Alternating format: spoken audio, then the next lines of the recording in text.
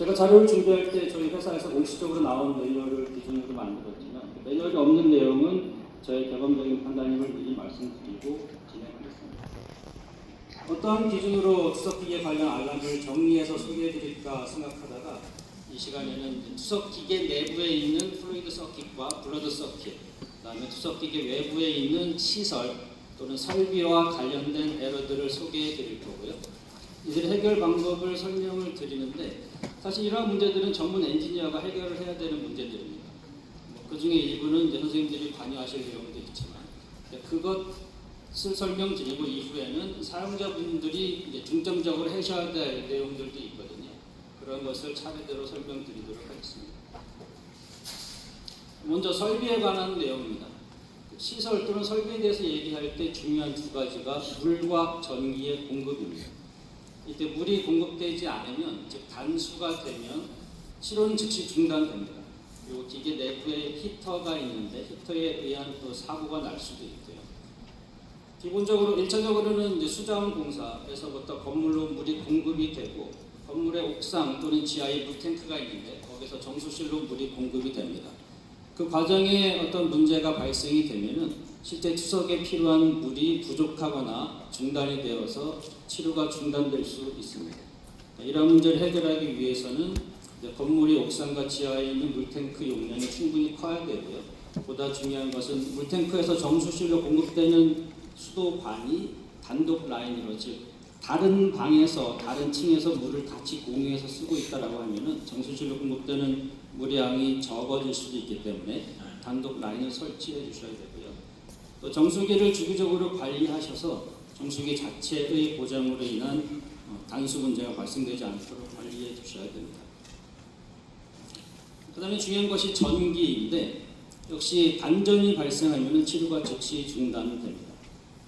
한전에서 공사를 한다거나, 요즘에는 많지는 않은데 공사를 한다거나 아니면 건물의 설비에 문제가 생기면 이러한 문제가 발생됩니다. 우리가 치료할 때 사용하는 전기는 크게 두 종류인데 보통 정수 장비들은 삼상 380V의 전기를 사용하고요. 뭔지 잘 모르셔도 됩니다. 혈액투석 장비는 단상 220V를 사용하는데 즉 두 가지 서로 다른 전기가 혈액투석에 필요한 상황인데 이러한 전기 공급에 문제가 생기면 치료가 즉시 중단될 수밖에 없습니다. 이러한 상황을 대비하기 위해서 혈액투석 기계들은 백업 배터리를 설치합니다. 그래서 단전 시에 2, 30분 정도 기계가 작동할 수 있게끔 전기를 공급하고요. 혈액투석실 단위로는 UPS와 같은 설비를 설치할 수가 있습니다. 역시 비상시 전기를 공급할 수가 있고, 그 다음에 건물 단위로는 자가 발전기 등을 설치해서 이러한 상황을 대비하는 경우도 있습니다. 그렇지만 전기가 수분 내에 다시 공급되지 않는다라고 하면은 치료를 지속할 수가 없습니다. 그럴 때는 이런 보조 장치들의 도움을 받아서 환자의 안전을 모니터링하면서 치료를 중단하셔야 됩니다. 단전 상태는 아니지만 전기가 항상 깨끗한 건 아니거든요. 눈에 보이진 않지만 전기에 여러 잡음이 섞여서 전기 품질이 안 좋아질 때가 있는데 이렇게 되면은 디지털 장비들의 문제가 생길 수가 있습니다. 우리가 사용하는 혈액투석 장비는 디지털 장비입니다. 우리가 처리하는 신호들, 온도, 압력, 농도, 이러한 자율적인 신호들은 다 아날로그 신호인데 이 신호를 혈액투석기 컴퓨터가 처리하려면 디지털 신호로 변환을 해야 됩니다. 이 변환하는 과정이 ADC라는 장치를 통해서 변환하게 되는데 아날로그 신호가 어느 특정 전압보다 높은 거는 1로, 낮은 거는 0으로 단순하게 변환을 하게 됩니다. 전기가 정상일 때는 상관이 없는데 여러 요인으로 전기 품질이 좀 안 좋아질 경우에 아날로그 신호가 보시는 그림처럼 왜곡될 수가 있고요. 이러한 경우 0과 1로의 변환이 명확하지 않을 수도 있습니다. 흔하게 발생하는 문제이고요. 이럴 경우에 디지털 장비들은 오류가 발생합니다. 휴대폰 같은 전자기기들 가끔 이제 껐다가 켜시면은 정상 동작하는 경우가 있죠. 혈액투석기도 평소와는 다른 의도되지 않은 상황이 발생되거나 평소에는 쉽게 해결되는 문제들이 오늘 이상하게 잘 해결이 되지 않는다. 그런 경우에는 이러한 게 원인이다라고 생각하실 수가 있습니다. 이런 상황에서의 가장 강력한 해결 방법은 저희가 이머전시 리스타트 또는 이제 패스트 리커버리라고 불리는 방법입니다. 치료 중에 전원을 끄고요. 그러면은 좀 노이즈가 있던 전기가 이제 안정화가 됩니다. 일정 시간 지난 뒤에 전기가 안정이 되면은 그 이후에 기계를 다시 켜서 이어진 치료를 계속 할 수 있는 방법이 바로 패스트 리커버리입니다. 혈액치료 장비들은 이 기능을 다 지원하기 때문에 수행하실 수가 있는데, 그런데 이제 각 기계마다 이 과정을 수행하는 절차가 다를 수 있기 때문에 그 해당 병원에서 사용하시는 장비의 설명을 참고하셔야 됩니다. 이제 플레이드 서킷에 대해서 말씀드리겠습니다. 우리 혈액 내에 공기가 있으면 안 되듯이 투석액 속에도 공기가 있으면 안 됩니다. 공기는 기계 내부에 있는 센서에 붙어서 센서의 오작동을 유발하고 이에 따른 알람이 발생을 합니다. 이를 해결하기 위해서 기계는 내부에 디가싱이라는 장치가 있습니다. 그 전에 이제 공기가 왜 유입이 되는지를 잠깐 설명드리면은, 정수 장치에서 정수를 생산하는 과정에서 공기가 유입될 수가 있고요. 또 우리가 사용하는 농축액의 신선도를 보존하기 위해서 탄산가스가 주입되어 있습니다. 이러한 가스들이 투석액에 있는 것을 제거해야 되는데 그 장치를 디가싱 장치라고 부르고요. 이건 이제 기계가 하는 일이고, 선생님들께서 하실 수 있는 일은 블러드라인, 다이라이저 이런 것들을 연결하실 때 연결하시는 커넥터가 정확히 연결이 되어 있어야 됩니다. 그렇지 않기 때문에 그 부분을 통해서 공기가 유입될 수가 있습니다. 흔하게 발생하는 문제는 농축액에서 픽업 튜빙을 통해서 농축액을 빨아들이는 그 튜빙에 혹시 공기가 보인다라고 하면은 연결하는 커넥터에 이물질이 있어서 그런 경우가 많이 있을 수 있거든요. 그럼 픽업 튜브와 커넥터를 항상 깨끗하게 관리해 주셔야 됩니다.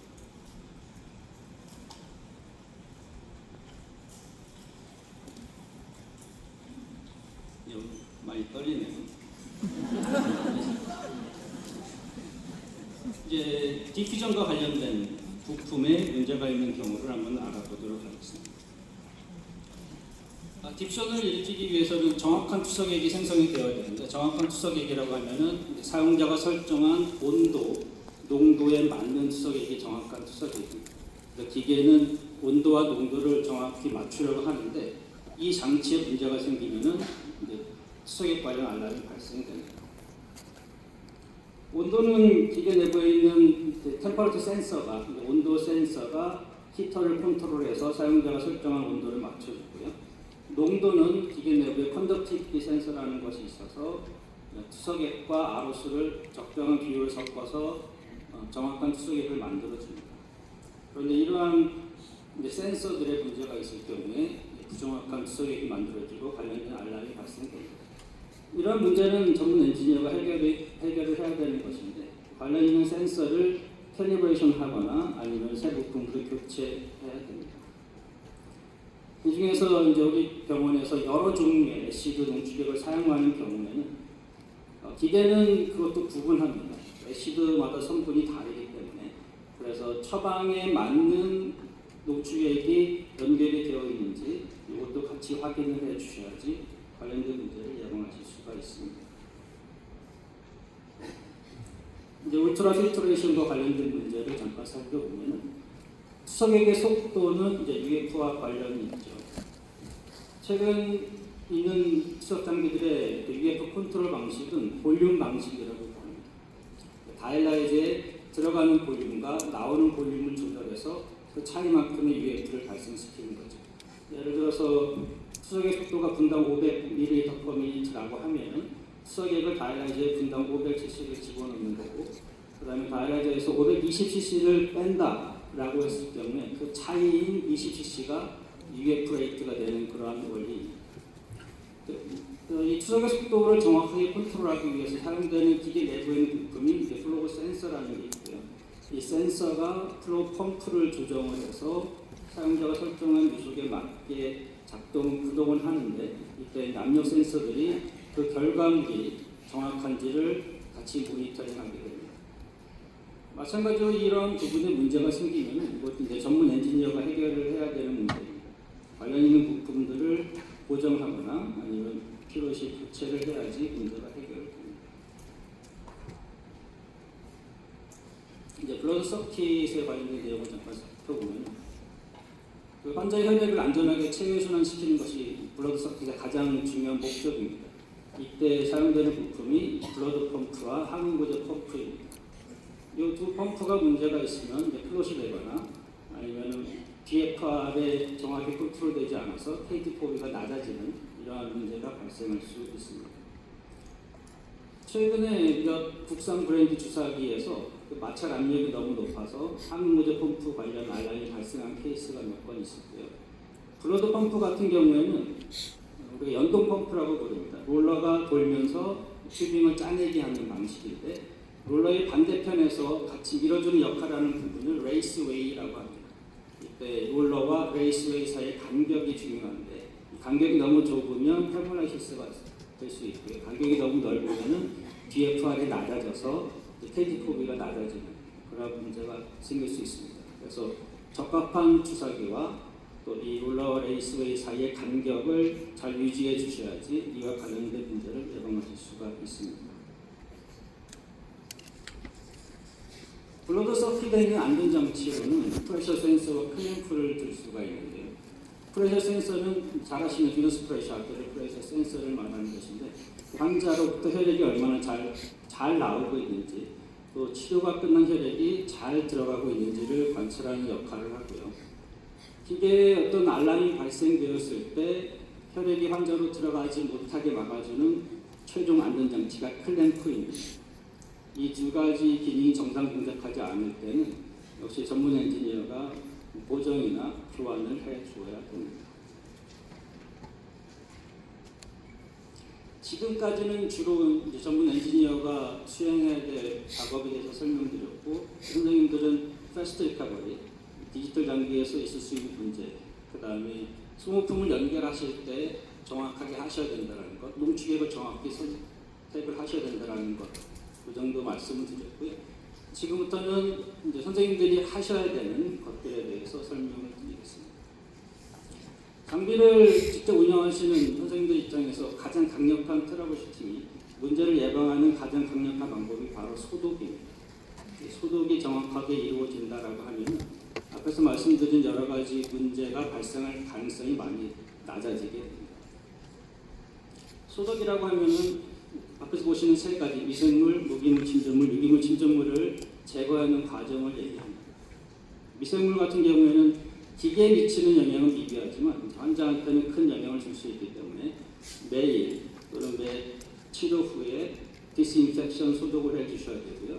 이때는 열 소독이나 아니면 우리가 락스라고 부르는 차염수선 나트륨 또는 과초산 등의 소독제로 소독을 해주셔야 됩니다. 두 번째, 무기물 침전물이 있는데 이런 농축액 안에 여러 이온들이 들어있는데 시간이 지나면 이 이온들이 서로 반응해서 소금과 같은 결정체를 형성을 합니다. 이러한 결정체가 기계 내부에 있는 센서에 붙으면 그 센서가 오동작을 해서 문제가 발생됩니다. 그래서 매일 또는 3번 연속 치료한 뒤에는 디칼시피케이션 소독을 해 주셔야 됩니다. 주로 구연산과 같은 산성계 소독제가 사용이 됩니다. 세 번째는 유기물 침전물 소독인데 환자의 배액으로부터 많이 나오고요. 그 점도가 있어서 기계 내부 또는 배관에 퇴적되는 성들이 있고 그래서 유속과 관련된 알람을 발생을 시킵니다. 이건 일주일에 한 번 소독을 해주기를 권장하고 있고요. 주로 이제 우수탄산 나트륨 또는 차염수선 나트륨 이러한 알칼리계 약품으로 소독을 합니다. 최근에는 이 세 가지 소독을 각각 하는 것이 아니라 두 가지 이상을 혼합해서 좀 편리하게 진행을 하시는데요. 미생물과 무기물 침전물 소독을 같이 하는 방법으로는 히사이트릭 또는 히클린카트 C 소독이 있는데 이건 이제 구연산을 이용한 열 소독에 해당이 되고요.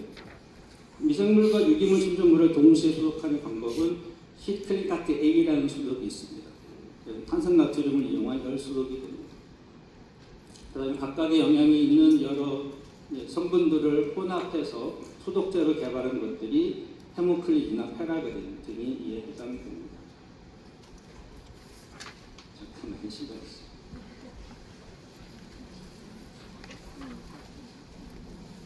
날씨 탓으로 알겠습니다. 치료 중에 기계 문제 시 사용자분들이 직접 해결하실 수 있는 방법들도 있는데 알람이라고 하면 무조건 엔지니어가 해결하는 것이 아니고 엔지니어가 할 수 있는 알람이 있고 사용자분들이 하실 수 있는 알람이 있습니다. 사용자분들이 하실 수 있는 알람이 발생했을 경우에 기계는 화면에 해결 방법을 보통 안내합니다. 텍스트로 안내할 수도 있고요. 그림으로도 안내합니다. 또는 기계와 같이 주어지는 사용자 매뉴얼에 그 알람에 관한 내용들이 설명되어 있는데 왜 알람이 발생했는지 그 알람이 가능한 원인들이 나오고요. 해당되는 원인에 어떻게 조치해야 되는지 방법도 같이 소개가 되고 있습니다.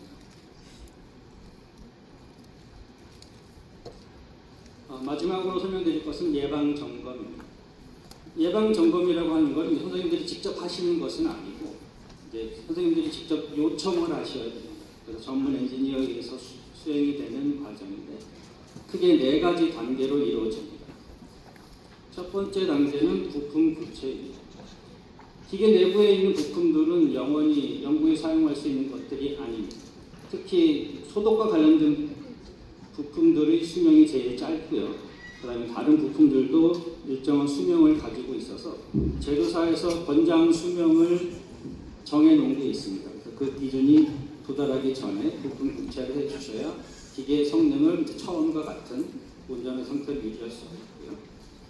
두 번째는 장비 검사입니다. 시간이 지나고 환경이 바뀜에 따라서 기계 내부에 있는 부품들의 특성도 바뀌게 되는데 그 특성이 어느 허용 범위 안에서 유지가 되고 있는지를 주기적으로 확인하셔야 됩니다. 그래서 여러 센서들의 성능을 확인해서 기준치를 벗어난 경우에 제가 혹시 시간이 지나실까 알람을 맞춰놨습니다. 시간에 끝내겠다는 그런 의지가 있는데 하여튼 그래서 시간이 지나고 난 뒤에도 기계의 성능들이 처음과 항상 같게 유지하기 위해서 주기적으로 캘리브레이션하고 필요에 따라서 교체되는 과정이 두 번째 단계이고요. 세 번째 단계는 전기 안전 검사입니다. 혈액 수석 장비는 고위험군 장비입니다. 혈액 라인을 통해서 환자의 심장까지 바로 연결되어 있는 장비가 혈액 수석 장비여서 이 전기 안전 검사가 매우 중요합니다. 전기 안전 검사는 크게 4가지로 구성이 되는데 첫 번째는 비주얼 인스펙션. 눈으로 봐서 기계 내부와 외부에 어떤 파손이나 손상이 있는지 확인하는 과정이고요. 두 번째는 프로텍티브 어스 테스트, 보호 접지 검사라고 하는데 접지라고 하는 것은 전기가 땅으로 흐르게 하는 게 접지입니다.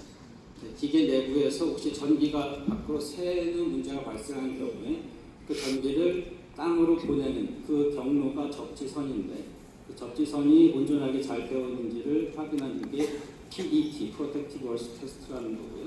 그 다음에 ELT는 Earth Leakage Test는 접지 전류 검사입니다. 기계 내부에 누설 전류가 발생되었을 때, 즉 전기가 샜을 때 접지선을 통해서 땅으로 나가게 되는데 그 양이 얼마인지를 측정하는 게 ELT라는 거고요. 이 값이 400 마이크로암페어보다 많으면 기계 내부에 어떤 전기적인 불안정이 있다 이렇게 판단하실 수가 있습니다.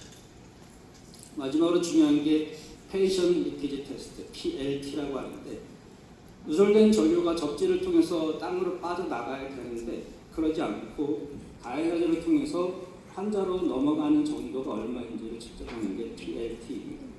상당히 중요한 값이고요. 이 값이 10 마이크로 암페어보다 많지 않도록 기계를 잘 관리하셔야 됩니다. 이러한 3단계의 어떤 기계 내부를 건드리는 과정이 끝났으면 마지막에 모의 투석을 해서 기계가 실제 투석하는 것처럼 돌려서 모든 기능이 정상적으로 수행되고 있는지를 최종적으로 확인하고 난 뒤에 모든 예방 점검은 마치게 됩니다. 이상으로 제가 준비한 내용을